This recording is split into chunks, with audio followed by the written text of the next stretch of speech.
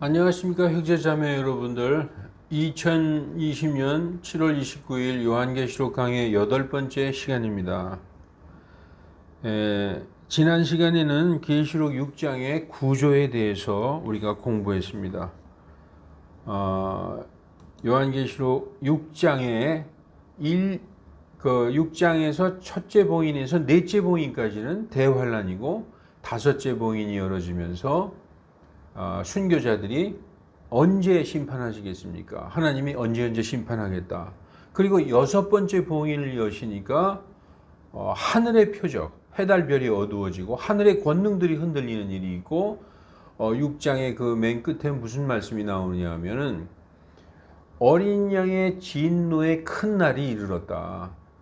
그분의 진노의 큰 날이 이르렀으니 누가 능히 서리요 하면서 어린 양의 진노라는 말씀이 계시록에서 처음 나옵니다. 그 어린 양의 진노는 무엇으로 나타나느냐?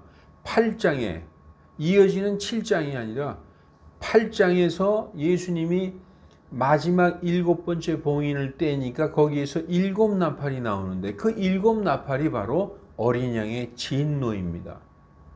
진노는 화를 내는 거죠. 진노는 바로 심판입니다. 그 진노, 그 심판의 그 수단이 뭐냐? 바로 재앙이에요. 우리가 어렸을 때 어머니 아버지가 엄마 아빠가 화가 나면은 막 야단치고 회초리로 때리지 않습니까? 그 회초리가 그 화내는 것에 대한 표현이잖아요. 그러니까 어린 양의 진노에 대한 표현, 그 진노의 수단이 바로 하늘에서 나팔이 부러질 때마다 땅에 쏟아지는 재앙입니다. 그래서 6번 나팔이 부러지는 것이 인자의 표적, 예수님이 오시기 직전이라는 사인입니다. 그러다가 7번째 나팔에서 정말로 예수님이 모든 사람이 눈이 볼 수 있게 공중재림하시는 것이죠. 자, 그래서 오늘 공부할 것은 뭐냐? 오늘의 주제는 6장에서 6번째 봉인을 띄시고 7장에서 7번째 봉인을 띄시는 게 아니라 한 장 건너뛰어서 8장에서 7번째 봉인을 띄시죠. 그럼 그 7장은 뭐냐? 7장은 삽입장이다. 그 오늘 공부할 7장에 대한 해석은 무엇인가? 그것과 이 어린 양의 진노는 어떤 구조로 되어 있느냐? 구조라고 하니까 너무 거창한데 어떤 순서로 어린 양의 진노가 임하게 되는가? 그 두 가지를 오늘 공부해 보겠습니다. 우리 공부하기 전에 잠깐 기도하겠습니다. 거룩하신 하나님, 하나님의 선하신 뜻이 속히 이루어지길 원하나이다. 인간의 힘으로 이 세상을 살기 좋은 곳으로 만들 수 있다고 생각하지만 의로우신 통치자 예수 그리스도께서 오시기 전에는 이 세상은 좋아지기는커녕 점점 악해져만 갈 뿐입니다. 그분께서 오신다는 약속이 어디 있느냐? 세상이 시작된 이래로 모든 것이 그대로 지속되지 않느냐라고 생각하는 사람들은 오직 그들의 마음을 이 땅에만 고정시키고 하나님의 말씀은 그저 세상 종교 중에 하나요, 도덕적으로 선하게 살라는 그런 가르침으로만 알고 있습니다. 저들은 하나님의 경고와 사인에도 그들이 살던 그대로 살아갈 것입니다. 그러나 하나님, 단 한 사람이라도 지옥의 불구덩이에서 건지기 위해서 예수 그리스도의 복음을 부지런히 전하고 성도의 증거의 삶을 통해서 그 빛과 소금의 삶을 통해서 많은 자들이 사망에서 생명으로 돌아올 수 있도록 모두가 예수 그리스도의 증거, 복음의 증거자가 되게 하여 주시옵소서. 오늘 말씀을 전할 때 사람의 생각을 말하지 않게 하시고 오직 거룩하신 진리의 말씀만을 선포하는 그 입술 되도록 입술에 파수꾼을 세워 주시옵소서. 주 예수 그리스도 이름으로 기도하옵나이다. 아멘.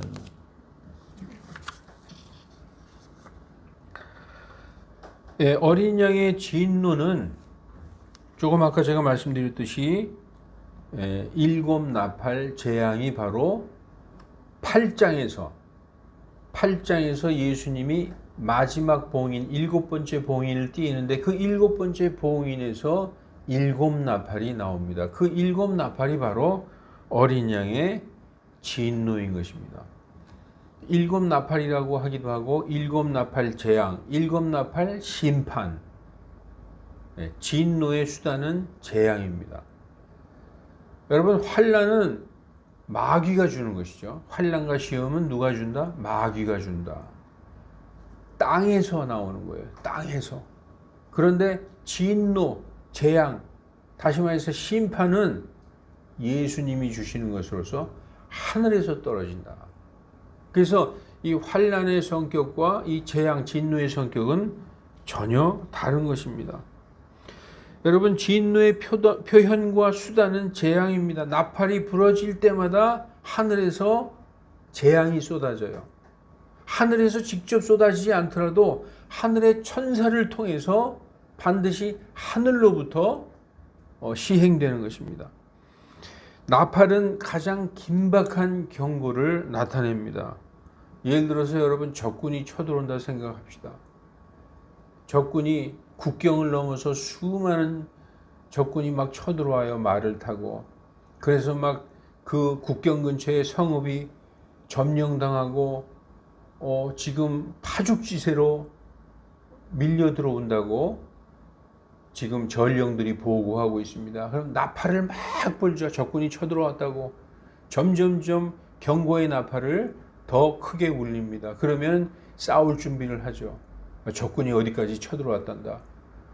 성문을 꼭 닫아 걸어라. 궁수들은 전부 제 위치로 돌을 전부 쌓아놓고 기름을 끓여라. 성벽을 올라오면 들이부어야 되지 않겠느냐. 막 준비를 해요.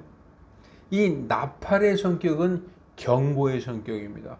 나팔 재앙 8번째 8장에서 7번째 봉인을 떼시니까 첫째 천사가 나팔을 부니까 피 섞인 우박과 불이 하늘에서 떨어져서 나무의 3분의 1과 모든 풀이 다 타더라. 이런 나팔이 불 때마다 재앙이 떨어지는데 그 나팔은 그 경고로서 예수님이 곧 오신다. 점점 더 가까이 오신다. 이제 긴박하게 오신다는 그 경고의 나팔이나 마찬가지입니다. 그래서 이 나팔 재앙은 긍휼이 섞인 3분의 1의 재앙입니다. 이 나팔 재앙을 우리가 이제 그 8장부터 볼 텐데, 나팔이 부러질 때마다 재앙이 하늘에서 떨어지는데 땅에 있는 자들을 완전히 멸해버리려고 쏟아 부으시는 재앙이 아니라 돌아오라. 내가 속히 온다는 것을 깨닫고 돌이켜라. 회개해라. 회개의 경고의 재앙입니다. 그래서 3분의 1의 재앙이에요. 모든 것을 다 멸하는 게 아니라 3분의 1만 해를 입는 3분의 1의 재앙인 것입니다. 그러다가 마지막 7번째 나팔 소리와 함께 예수님이 공중에서 재림하시는 것입니다. 그래서 어린 양의 진노, 이 7나팔 심판, 7나팔 재앙은 반드시 대환란 후에, 하늘의 표적 후에 어린 양의 진노, 즉 인자의 표적, 예수님의 사인이 시작되는 거예요. 첫 번째 나팔부터 6번째 나팔까지는 사인이에요. 표적이에요. 인자의 표적. 그러나 마지막 7번째 나팔에는 정말 눈으로 볼 수 있게 공중재림하시는 것입니다. 그래서 이렇게 돼 있어요. 환란 직후에, 대환란 직후에, 7년 대환란 직후에 하늘의 표적이 있어요. 해달별이 어두워지죠. 그게 바로 하늘의 권능이 흔들리는 일이 먼저 있다는 거죠.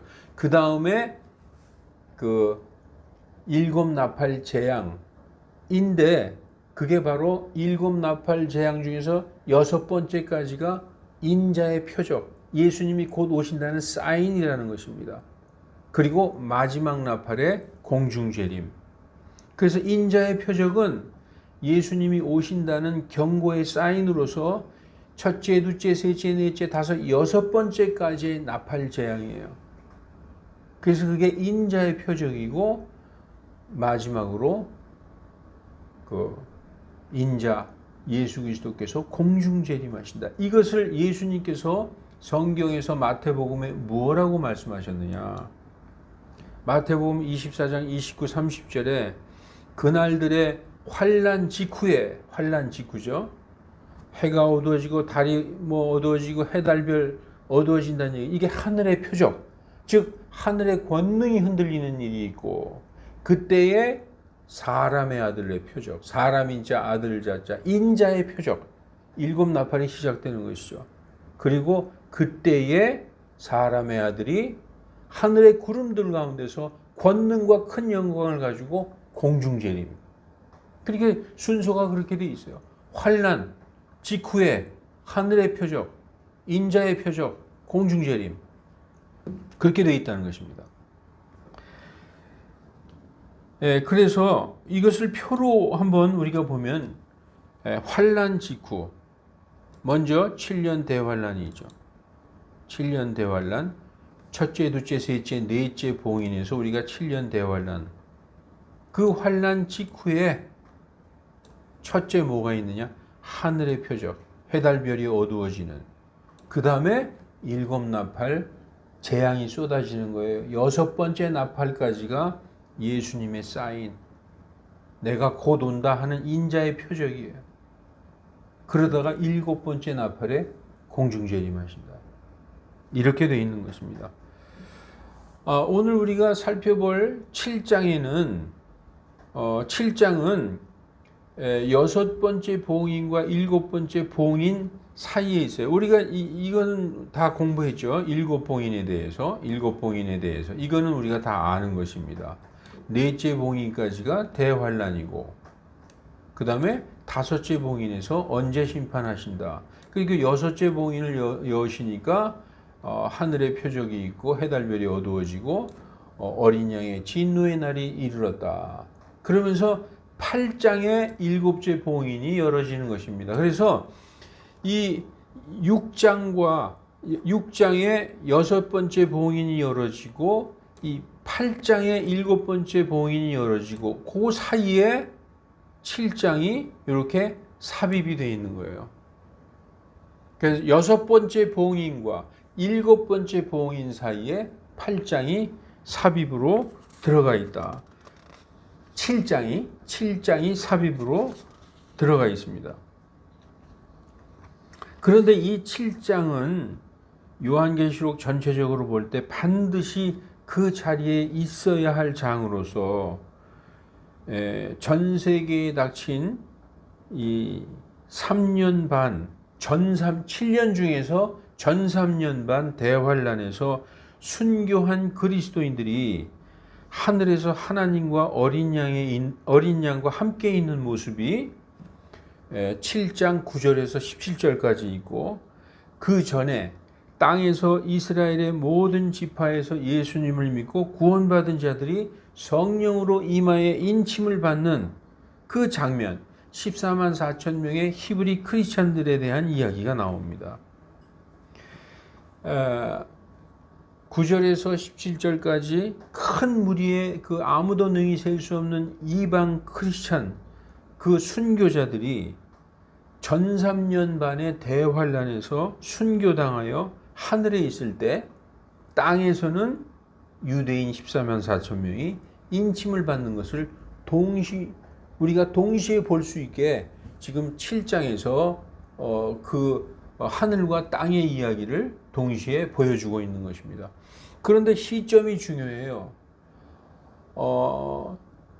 9절부터 17절까지의 아무도 능히 셀 수 없는 큰 무리의 이방 성도 순교자들이 전 3년 반의 대환란에서 그 환란을 겪으면서 순교하기 전에 히브리 크리스찬들이 이마에 인침을 받는 것, 즉 예수 믿고 구원받는 장면이 순교자들 전에 있다는 것입니다. 따라서 대환란이 시작되기 전에 히브리 크리스찬들이 예수님 믿고 구원받은 자들이 14만 4천 명이 있음을 우리에게 알려주는 것입니다. 여러분, 그래서 지금 제가 드리는 말씀에 이상하다, 대환란은 후반부 3년 반 아닌가? 이렇게 생각하시는 분들이 있어요. 고정관념이 전반부 3년 반은 환란이 좀 덜하고 후반부 3년 반에 이때까지 전에도 없었고 앞으로도 없을 그런 대환란이 후반부 3년 반 아닌가 그렇게 생각하는 분들이 있습니다. 자, 7년 대환란이 있는데 전반부 3년 반 이것은 좀 미미한 환란, 소환란 같고 후반부 3년 반은 전에도 없고 앞으로도 없을 대환란이다. 이렇게 생각해서 지금 그 아무도 능히 셀 수 없는 큰 무리의 이방 성도 순교자들이 이 후반부 3년 반에서 나온 게 아닌가 생각할 수 있어요. 그러나 그렇지 않습니다. 7년 환란 중에서 전반부 3년 반이 바로 이방 민족들에게 떨어진 환란이에요. 왜 그러느냐? 우리가 다니엘서 9장 27절 보면은 적그리스도가 이스라엘 많은 사람들과 언약을 한 일의 언약을 맺죠. 따라서 7년의 전반부 3년 반은 이스라엘에게는 화평의 기간입니다. 이스라엘 사람들은 그 적그리스도가 메시아인 줄 알고, 왜냐하면 자기들이 그렇게 소원하고 자기 민족들이 원하는 성전을 짓게 허락해주고, 그리고 그 성전에서 레위인들로 하여금 자기네들이 믿고 있는 그 유대교의 율법에 따라서 짐승 제사를 지나게 해주는 거예요. 그 3년 반은 오히려 예루살렘과 유대인들에게는 평화의 시기죠. 그러나 이방 성도들에게는 엄청난 환란이 쏟아지는 때였다는 것입니다. 유대인들 말고 전 세계 모든 민족들에게는 믿는 크리스찬들에게 큰 환란의 시기였다는 것입니다. 거기에서 나온 전반부 3년 반의 대환란에서 나온 이방 성도 순교자가 바로 7장 9절에서 16절 아무도 능히 셀 수 없는 큰 무리가 순교당해서 하늘의 하나님의 왕좌과 어린 양 앞에 있는 모습이고, 그들이 순교당하기 전에 전 3년 반의 그 환란 전에 그 앞에 14만 4천 명이 하나님의 인을 이마에 맞는 각 지파별 12,000명씩 곱하기 12, 14만 4천 명이 인침을 받는 장면이 나오는 것입니다. 따라서 지금 아무도 능히 셀 수 없는 큰 무리의 사람들은 여기에서 나온 것이죠. 전 세계에 쏟아지는 대환란에서. 예수님도 그러셨어요. 우리가 첫째 봉인, 둘째 봉인, 셋째 봉인 공부했었죠. 둘째 봉인을 열 때 붉은 말이 나오고 그 사람이 칼을 가졌더라. 그가 땅에서 화평을 제거하는 권능을 가졌더라. 그래서 민족이 민족을, 왕국이 왕국을 대적해서 막 전쟁을 일으키는데 아직 끝은 아니라. 그런데 검은 말, 셋째 봉인을 열고 검은 말이 등장하면서부터 도처에 지진과 기근과 악성 역병이 있으리니 이것이 고통의 시작이니라, 환란의 시작이니라 하면서 전 세계 모든 민족 도처에 쏟아지는 그 환란을 설명하시기 시작하면서 뭐라고 말씀하시느냐? 도처에 기근과 악성 역병과 지진이 있으리니 이것이 고통의 시작이니라. 그때에 사람들이 너희를 넘겨주어 박해받게 하겠고 너희를 죽이리니 너희가 내 이름으로 인하여 너희가 그리스도인이라는 것으로 인하여 모든 민족에게 미움을 받으리라. 그때에 많은 사람이 실족하겠고 배반하겠고 서로 미워하겠으며, 이러한 말씀을 쭉 하는데 그것이 바로 유대인이 아닌, 이스라엘이 아닌 이방 민족들 중에서 크리스찬들에게, 성도들에게 쏟아지는 환란인 것입니다. 거기에서 나온 능히 아무도 셀 수 없는 큰 무리를 7장 9절에서 16절까지 말씀하고 있는 것입니다. 자, 그러면은 이 후반부도 마태복음에서 그렇게 말씀하고 있죠. 그 전에도 없었고 앞으로도 없을 그런 큰 환란이 있겠다. 이게 바로 야곱의 고난의 때 이스라엘 백성에게 쏟아지는 후 3년 반의 고난입니다. 그 환란을 의미하고 있는 것입니다. 따라서 제가 드리고 싶은 말씀은 후반부 3년 반만 대환란이 아니다. 그렇기 때문에 지금 7장에서 능히 아무도 셀 수 없는 큰 무리는 전반부 3년 반에서 나온 순교자들이다. 그리고 성경 전체가 나중에 우리가 뒷부분까지 보면 그렇게 말씀하고 있습니다. 이제 요한계시록 오늘 공부할 7장의 본문을 보겠습니다. 7장 1절 이 일들 후에 내가 보니 네 천사가 땅의 네 모퉁이에 서서 땅의 사방의 바람을 붙잡아 바람이 땅이나 바다에나 어떤 나무에도 불지 못하게 하더라. 이 일들 후에 사건의 순서를 명확하게 나타내고 있습니다. 계시록은 사건을 순서적으로 배열했어요. 어떤 사람은 계시록은 사건의 순서가 이제 순서적으로 배열되어 있지 않다. 그렇게 볼 수 있습니다. 그러나 순서적으로 배열되어 있어요. 다만 지금 설명할 거를 뒷장에 가서 설명하고, 왜냐하면 여기에 내용이 흐트러지기 때문에 지금 간략하게 설명하고 그 부분에 대해서 뒤에 장에서 설명하는 것이 있어요. 그렇기 때문에 마치 이게 앞에 있는 거를 뒤에서 얘기하고 이렇게 보여지는 것입니다. 그러나 전체적으로 보면 거의 순서적으로 사건의 배열이 되어 있다.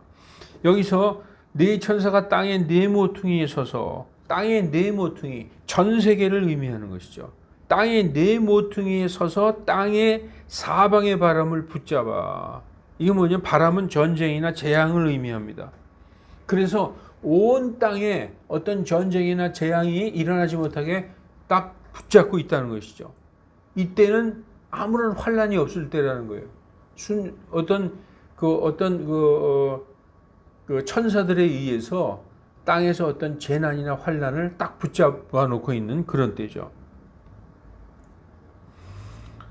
그리고 여기서 땅을 강조하고 있어요. 땅의 사방의 바람을 붙잡아 바람이 땅에나 바다나 어떤 나무에도 불지 못하게 하라. 이렇게 말씀하고 있습니다. 2절은 또 내가 보니 다른 천사가 동쪽에서 올라오는데 살아계신 하나님의 인을 가졌고 그가 땅과 바다를 해할 권능을 받은 네 천사에게 큰 음성으로 외치며 말하되 우리가 우리 하나님의 종들의 이마 안에 인을 칠 때까지는 땅이나 바다나 나무들도 해하지 말라. 여기서 또 땅이나 바다나 나무들도 해하지 말라. 이 일은 지금 땅에서 이루어지고 있는 일들입니다. 이들은 지금 땅에 있어요. 땅에서 인침을 받는 거예요. 땅에서. 그래서 이들을 땅에서 구속받은 자들이라고 성경은 이제 그 14장에서 말씀하고 있습니다. 하나님의 종들, 여기에 보면 7장 3절에 우리가 우리 하나님의 종들의 이마에 인을 칠 때까지, 이 하나님의 종들은 누구냐?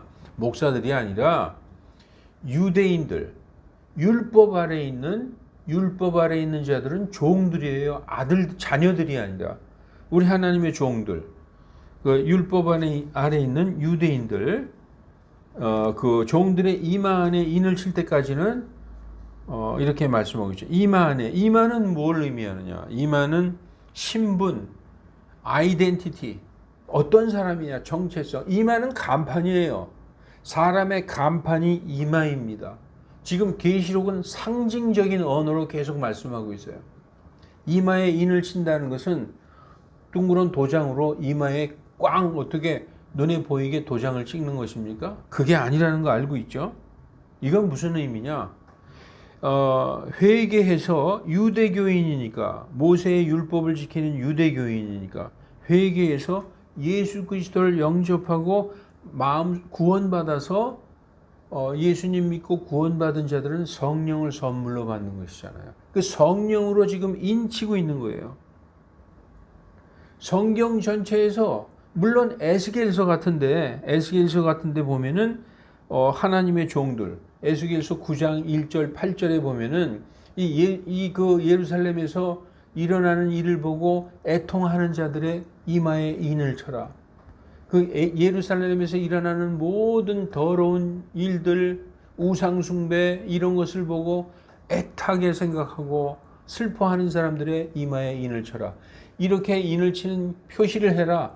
마크를 해라. 거기에서 이는 마크를 해라 그런 뜻인데, 여기에서 지금 7장에서 하나님의 종들의 이마에 인을 칠하는 것은 예수님 믿고 구원받아서 성령으로 인치는 것을 말씀하는 것입니다. 그래서 성령으로 인침을 받으려면은 반드시 예수 그리스도를 믿고 구원받아야만 성령으로 인침을 받을 수 있는 것입니다. 그러므로 이들은 예수님 믿고 거듭난 구원받은 유대인 히브리 크리스천임을 알 수 있는 것입니다.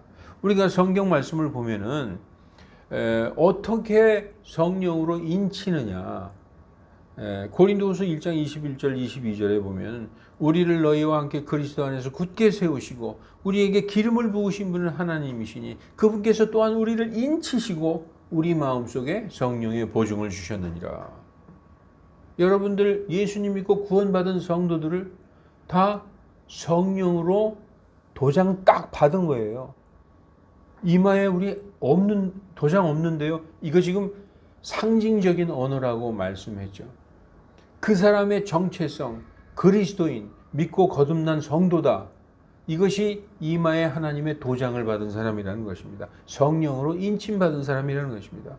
에베소서 1장 13, 14절 그분 안에서 예수 그리스도 안에서 너희도 진리의 말씀 곧 너희 구원의 복음을 들은 후에 또한 신뢰하였고 믿은 후에 또한 저 거룩하신 약속의 영으로 인치심을 받았나니 우리들 성도들에게 얘기하는 거예요.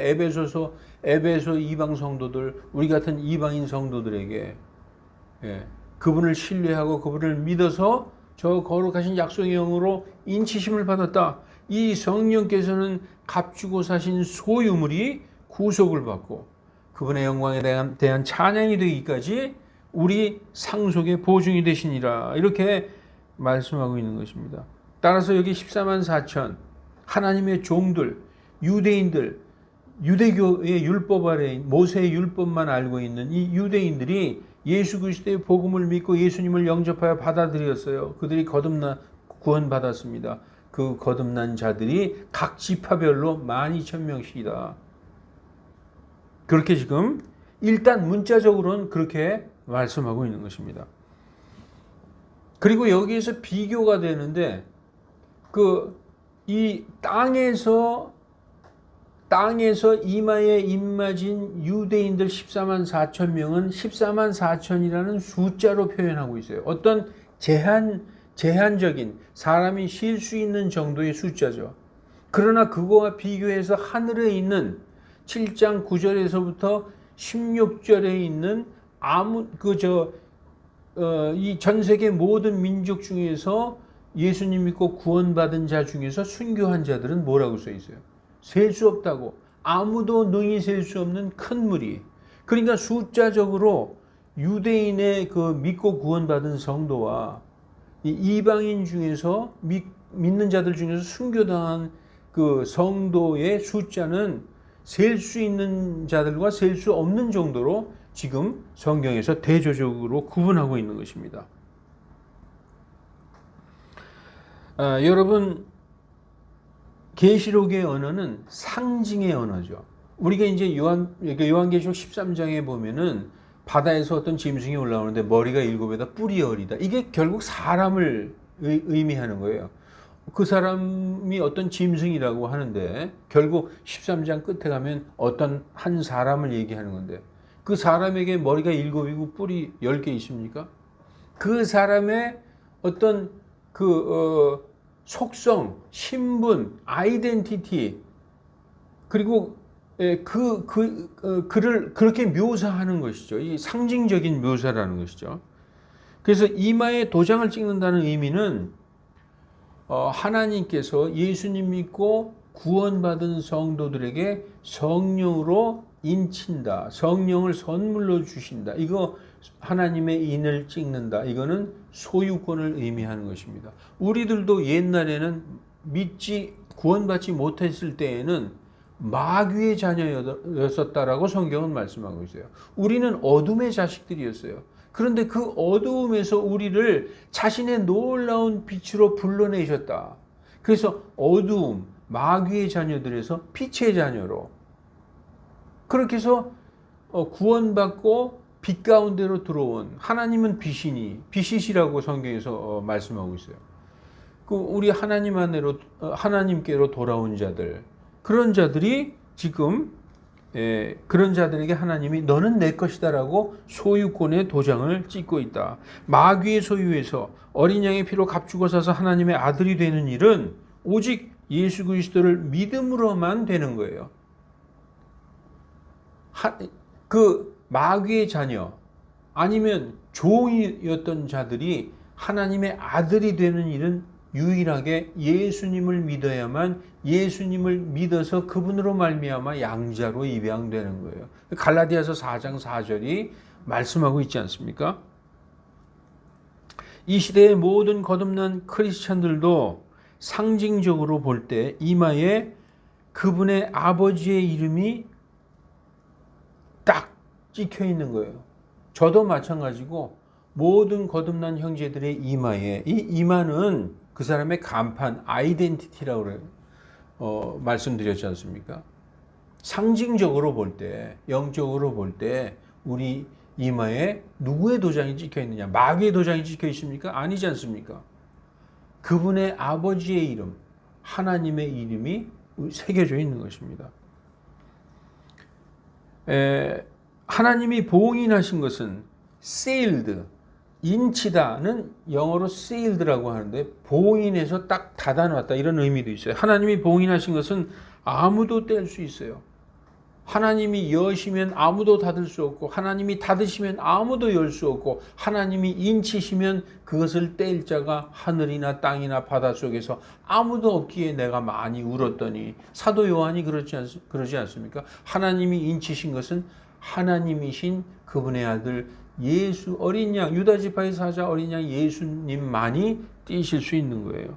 따라서 하나님의 인을 맞은 모든 성도들은 마귀가 결코 자기 마음대로 임의로 그 인을 띄고 자기 인을 칠 수가 없는 것입니다. 사람들도 자기 자녀들을 다른 사람에게 뺏기지 않는데 여러분 자녀들 딴 사람에게 뺏깁니까? 안 뺏기잖아요. 하물며 하나님이 자기의 자녀들을 마귀에게 빼앗기시겠습니까? 결코 있을 수 없는 일입니다. 그러므로 짐승의 표 같은 것은 겁낼 일이 아니에요. 짐승의 표는 자기 스스로가 예수님을 부인하고 나 이제부터 마귀를 섬기겠습니다. 마귀가 나의 주님입니다. 라고 그 짐승에게 마귀에게 경배하기 원하는 자만 짐승의 표를 받는 거예요. 성도들 중 누구도 강제로 받게 할 수 없어요. 심지어 납치해가지고 잠들게 한 다음에 짐승의 표를 그러니까 짐승의 표가 뭔지를 모르는 사람들이죠. 짐승의 표는 마음으로 예수님을 배반하고 짐승을 섬기기로 작정한 자들이 받은 것이 바로 짐승의 표라는 것입니다.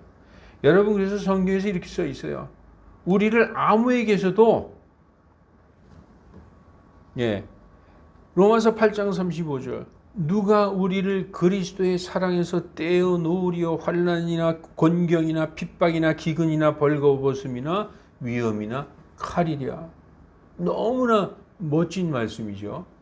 한마디로 아무도 우리를 그리스도 안에 있는 우리를 하나님에게서 떼어놓지 못한다 라는 결론적인 말입니다.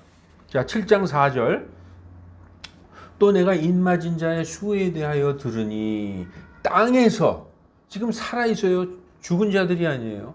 땅에서 살아있는 사람들 중에서 유대인 히브리인들 중에서 인맞은 자의 수에 대하여 들으니 이스라엘 자녀들의 모든 지파 12지파죠. 야곱의 12지파 중에서 인맞은 자가 14만 4천 명인데 순서가 유다, 루벤, 갓, 아셀, 므낫세, 납달리 므낫세, 시므온, 레위, 이사갈, 스불론, 요셉, 베냐민 이렇게 12지파가 각 지파별 12,000명씩 곱하기 12, 14만 4천 명이 인을 받는 장면이 나오는 것입니다. 8절까지.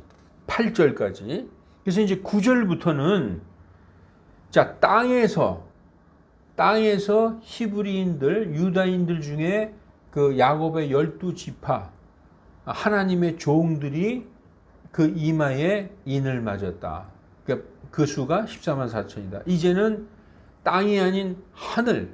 7장 9절부터 이 일 후에 내가 보니, 우리가 7장 1절에도 이 일 후에 내가 보니, 그리고 7장 9절에도 이 일 후에 내가 보니, 순서로 지금 되어 있는 것입니다. 보라, 모든 민족과 족속과 백성과 언어 중에서 아무도 셀 수 없는 큰 무리가, 민족, 족속, 백성, 언어 뭐예요? 한마디로 전 세계 모든 나라, 모든 크리스찬 중에서 아무도 셀 수 없는 큰 무리가 흰 예복을 입고, 여기서 보면은 흰 예복을 입었다. 순교자를 의미하는 거예요. 순교자. 여기서 흰 예복은 제가 전 시간에 말씀드렸듯이 white robes, 복수로 robes라고 되어 있어요. white robes. 이 흰 예복을 입은 자는 6장 9절에서 11절 사이에 희생단 아래서 하나님의 말씀과 자기들이 붙잡은 증거로 인하여 죽임을 당한 자들의 혼들이 있는데, 어느 때까지 땅에 있는 자들을 심판하시지 아니하시어 우리 피의 원수를 갚아주지 아니하시겠나이까. 이렇게 하나님께 외쳐 물으니 하나님께서 조금만 더 쉬고 있으라 하면서 흰 예복을 나누어 주시는 그 흰 예복, 화이트 로브즈는 순교자들의 의복임을 알 수 있습니다. 이들은 신약 성도들로서 환난 중에 믿음을 지키다가 순교한 온 세상 모든 민족 가운데서 나온 교회의 성도들이다. 누가? 지금 7장 9절에서 17절 아무도 능히 셀 수 없는 큰 무리 손에 종려나무 가지를 들고 구원이 왕좌에 계신 우리 하나님과 어린 양께 있도다라고 고백하는 이 아무도 능히 셀 수 없는 이 하늘에 있는 왕좌과 어린 양 앞에 있는 자들은 신약 교회의 성도들이다. 순교자들이다. 손에 종려나무 가지를 들고 있다는 것은 그들은 이긴 자들이다. 종려나무는 승리 상징이죠. 그들의 입의 증거는 우리의 증거와 동일합니다. 여러분과 저희의 증거, 구원이 왕좌에 앉으신 우리 하나님과 어린 양의 피, 어린 양께 구원이 있다. 우리의 고백과 동일한 고백을 하고 있습니다. 7장 10절에 큰 음성으로 외쳐 말하되 구원이 왕좌에 앉으신 우리 하나님과 어린 양께 있도다. 이게 바로 신약 성도의 고백이요, 증거요, 정체성이죠. 따라서 6장 9절에서 11절에 있는 희생단 아래에 그 하나님의 말씀과 자기들이 붙잡은 증거로 인하여 죽임을 당한 자들은 자기들이 붙잡은 증거가 뭔지를 우리가 여기서 알 수 있는 것입니다. 이 7장에 아무도 능히 셀 수 없는 큰 무리와 6장의 순교자들은 정체성이 같아요. 그들의 고백은 동일한 것입니다. 7장에 아무도 능히 셀 수 없는 큰 무리가 구원이 왕좌에 앉으신 우리 하나님과 어린 양께 있도다 라는 고백을 했죠. 6장에 있는 순교자들도 하나님의 말씀과 어린 양의 증거로 죽임을 당한 것입니다. 그들이 붙잡은 증거가 7장에서 우리에게 가르쳐주고 있는 것입니다. 그들은 동일한 정체성을 갖고 있죠. 다만 6장의 그 제단 밑에 있는 자들은 유대인이고, 지금 7장에 아무도 셀 수 없는, 능히 셀 수 없는 큰 무리는 이방 성도로서 신약교회의 교회의 성도라는 것이죠. 11절, 이제 11, 12, 13절에 보면 모든 천사가, 이어지는 말씀이 모든 천사가 이렇게 나오죠. 그들이 외쳐 이르기를 구원이 왕좌에 앉으신 우리 하나님과 어린 양께 있도다 하니까 모든 천사가 왕좌 주위와 장로들 및 네 짐승 주위에 둘러서서 왕좌 앞에 자기 얼굴을 대고 엎드려 하나님께 경배하며, 5장의 모습과 너무 똑같죠. 5장의 24 장로들이 새 노래를 부르니까 천사들이 그것에 대해서 화답을 하면서 권능과 부와 지혜와 힘과 존귀와 영광이 우리 하나님께 영원토록 있을지어다라고 그들이 화답하며 영광 돌리는 장면이 나오는데, 여기에서도 지금 이 그 순교당한 아무도 너희 셀 수 없는 큰 무리가 그렇게 고백을 하니까 거기에 화답해서 자기 얼굴 대고 엎드려서 하나님께 경배하면서 아멘, 찬미와 영광과 지혜와 감사와 존귀와 권능과 힘이 우리 하나님께 영원무궁토록 있으리로다. 아멘. 이렇게 화답하는 장면이 나옵니다. 5장의 모습과 너무 비슷한 모습이죠. 7장 13절에 장로 중에 한 사람이, 24장로 중에 한 사람이 사도 요한에게 질문합니다. 이 흰 예복을 차려입은 이들이 누구며 또 어디서 왔느냐. 그러니까 14절에 장로님 당신이 하시나이다, 이렇게 사도 요한이 말하죠. 그랬더니 장로가 24장로 중에 한 장로가 내게 이르되, 요한에게 이르되, 이들은 큰 환난으로부터 나온 자들인데, came out of great tribulation, 큰 환난에서 나온 자들이다. 그래서 아까도 제가 말씀드렸지만 큰 환난, 대환난 그러면 7년 중에 후반부 3년 반이라고 생각하는 사람들이 많이 있어요. 그러나 지금 성경 6장부터 쭉 문맥을 살펴보면 이들은 신약 성도들로서 7년 환란의 전반부 3년 반에 온 세상에 그 쏟아진 그 환란과 시험에서 나온 자들임을 우리가 알 수 있는 것입니다. 큰 환란에서 나온 자들이다. 그리고 이들은 전 3년 반의 대환란에서 말씀드린 처럼 순교당한 전 세계 모든 크리스찬들이다. 그런데 이들이 어린 양의 피로 자기 예복을 씻어 희게 하였다. 우리와 동일한 자들이죠. 우리도 우리의 더러운 의를 어린 양의 피로 깨끗이 씻어서 하나님께서 우리를 보고 의롭다 하신 거 아닙니까? 지금 우리와 동일한 신약 성도로서 이방 성도, 전 세계 모든 민족과 모든 나라에서 나온 크리스찬 중에서 순교하여 하늘에 있는 자들로서 우리와 동일한 정체성과 동일한 고백을 가지고 있는 자들입니다. 이들이 뭡니까? 우리는 스스로 이들의 고백과 우리의 고백이 동일하듯이 우리는 스스로 의로워질 수 없습니다. 오직 예수 그리스도의 보혈만이 성도의 의, 성도의 흰 예복, 성경에서 성도의 의는 희고 고운 아마포가 더러워졌는데, 더러운 의를 무엇으로 씻을 수 있느냐? 오직 예수 그리스도의 보혈만이 우리의 의를 정결하게 씻어서 희게 할 수 있다. 그래서 지금 여기에서도 이들은 큰 환난에서 나온 자들인데 어린 양의 피로 자기 예복을 씻어서 희게 하였느니라 라고 지금 장로가 설명해 주고 있는 것입니다.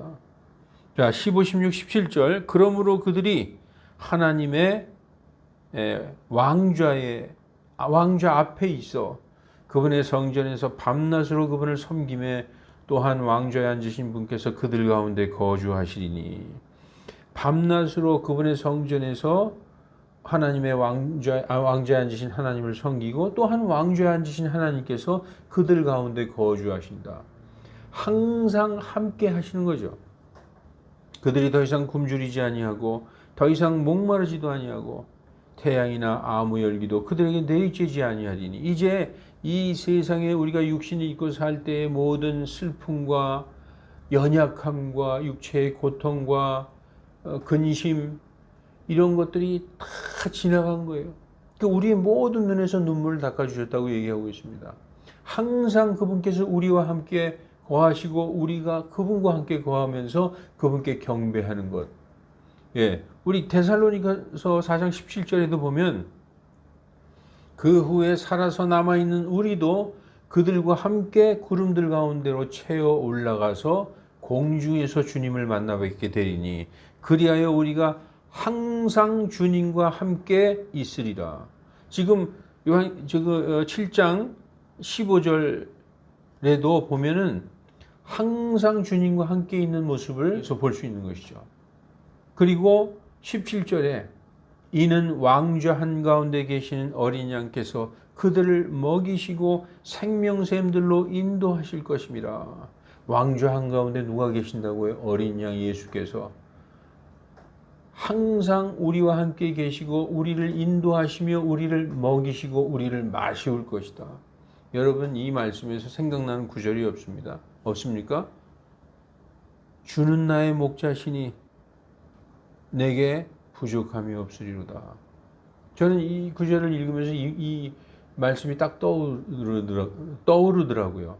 그분께서 나를 푸른 초장에 누이시며 쉴 만한 물가로 인도하시는도다. 우리를 먹이시고 우리를 생명샘들로 인도하실 것입니다. 또한 하나님께서 그들의 눈에서 모든 눈물을 닦아주시리라. 이렇게 말씀하고 있는 것입니다. 땅에는 예수님 믿고 구원받아서 하나님의 영으로 하나님의 이름으로 이마에 인침을 받는 14만 4천의 히브리 크리스찬들이 땅에서 살아있는 것이고, 그 후에 보니까 이 일들 후에 보니까 이제는 하늘에서 순교한 전 세계 모든 나라와 모든 지역에서 예수 믿고 구원받은 자들 중에서 순교한 자들이 하늘에 있는 모습을 7장에서 볼 수 있는 것입니다. 오늘은 여기까지 하겠습니다. 기도하겠습니다. 은혜가 풍성하신 하나님 아버지, 하나님께서는 천년이 하루 같고 하루가 천년 같은 이 한 가지 사실에 무지하지 말라 하셨습니다. 또한 성경 말씀이 우리에게 가르쳐주고 있는 앞으로 일어날 일들에 대하여도 우리가 무지하지 않게 하여 주시옵소서. 오직 기록된 하나님의 말씀을 잘 분별하여 이 시대의 많은 거짓 교사들이 거짓으로 가르치는 그 거짓 가르침에 속지 않게 하여 주시고, 어떠한 환난과 시험이 있을지라도 주님의 지키심과 구원하심을 굳게 믿고 결코 두려워하는 자들이 아니라 오히려 능히 감당하고 이기는 자들이 되게 하여 주시옵소서. 감사드리며 주 예수 그리스도의 이름으로 기도하옵나이다. 아멘.